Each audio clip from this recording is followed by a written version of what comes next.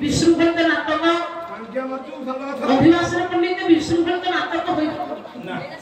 भक्ति जत नाटक सब आज तार अधिवास बस आखिर अनाथ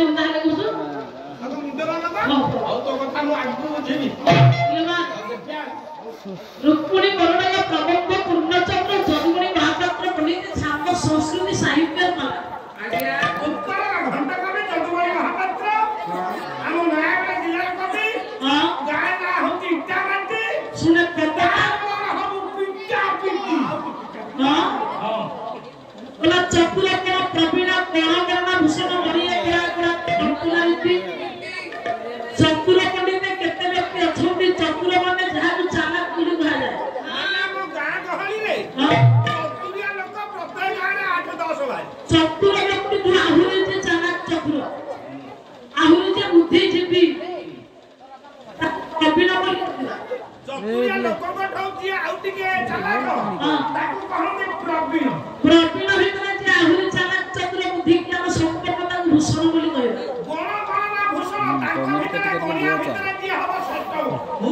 भूषण भितर जे मणि हवा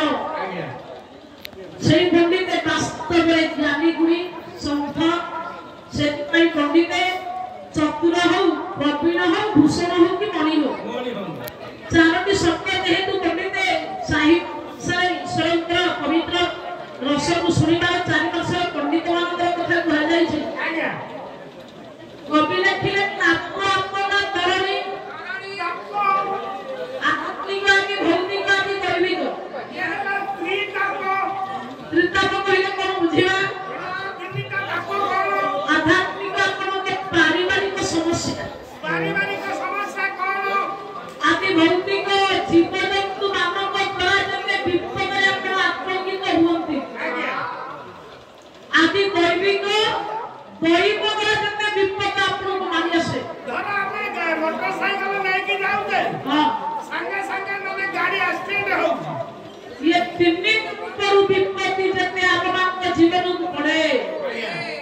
सब विपत्ति कटि जाए जदि कटि आपण ठीक रास्ता रे थिबे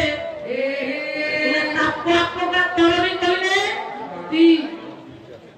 संसार सिंधु रूपेण मीन रूपेण मानवा जंजाल जाल रूपेण कार रूपेण धीबरा आमे संसार नदी रूपे समस्त मीन होई भासु छै आज्ञा एते विराट बड़ ध्यान दिया रे तेरे मीन भीतर पंडित आमे जो इस आज्ञा जंजाल जाल रूपेण जंजाल होती जाल जंजाल कार होती धीबरा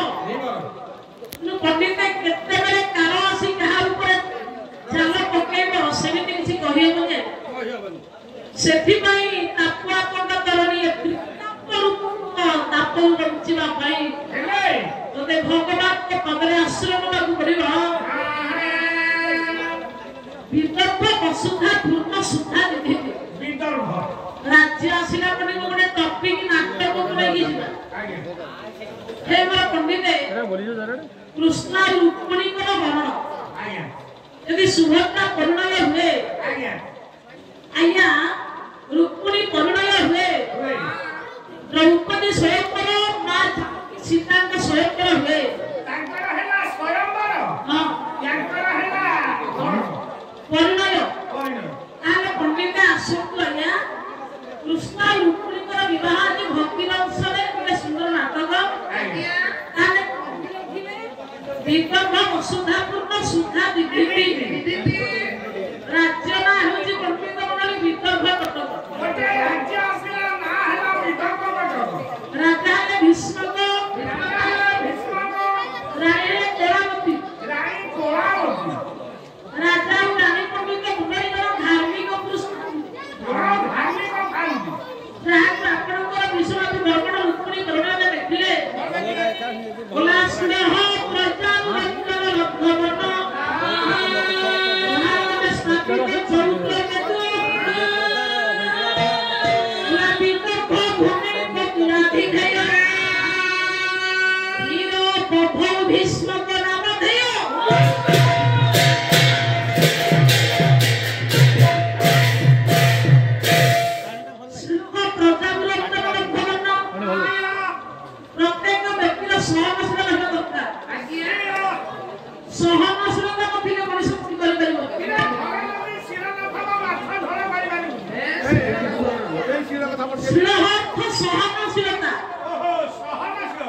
सहीनसी रहिबा गया आज्ञा सहीनला रहि जाय नम्रति फलमुख्या नम्रति गुणांगना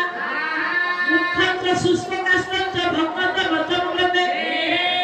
विद्यावता विनय विनय जाति मात्र मात्र त्वाम धन मात्रोति धनाक धर्म तत सुखम नीति श्लोक चारंग बोली कहिले पंडित मंडली आमे भोजी खाइबा बुझिबा भोजी रे भल आइटम देखिजे भोजी खाइबा को भल पात्र दरकार खोटी दरकार कि नै कह आज्ञा माने समस्त चा पिउतु हां चा को दरकार चार पूरे ग्लास मथले जागी निबी इरे कप नथले पिउ करती सेमे खोली नथिला ने भोजी केमति खाइबा पंडित मंडल ताले पंडित निज गोटे पात्र कोले जे ईश्वर भल गुण दो आमे ताले समस्त धर्मरे पात्र हवा विद्या देखिए पाला विद्या का नम्रता मेरा सब ये सब मेरा काम विनय भाव किया हिले कोनी देवसर ने पात्र हिलाए हां पूरा आज्ञा मन का सुख सेति भाई कभी लिखिले कभी करते होते माने तो गुलाब कभी दाने बोली कथो सब अछंत खूब अछंत चेयर पड़ची बढ़िया कपड़ा बड़ा टेंट मरा हिची एक लक्ष्य प्रतिष्ठित व्यक्ति थिले ठीक अछि काली आसु थिले प्रताप रंजन थिले काली आसु तला समुद्र को फाट देखिले होला शत्रुमान को परास्त करूथिले हीरो प्रभु भीष्म का नाम भेयो आले ताको ना थिले भीष्म का विदर्भ कटकर सम्राट थिले बोलिते भीष्म का बोले सार हां सर कौन कहले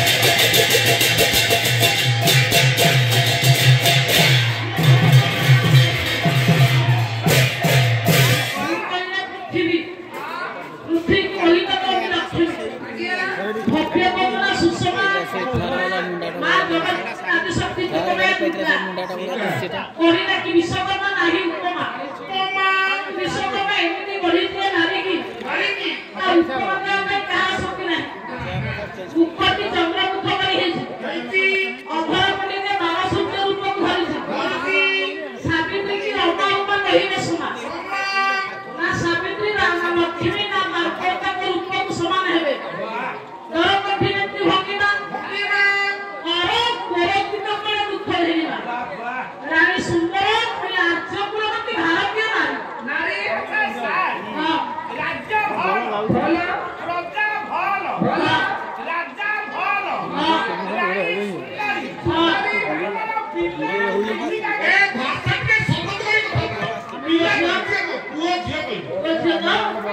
ରାଜସିଂହ ଭୀଷ୍ମ ରାମ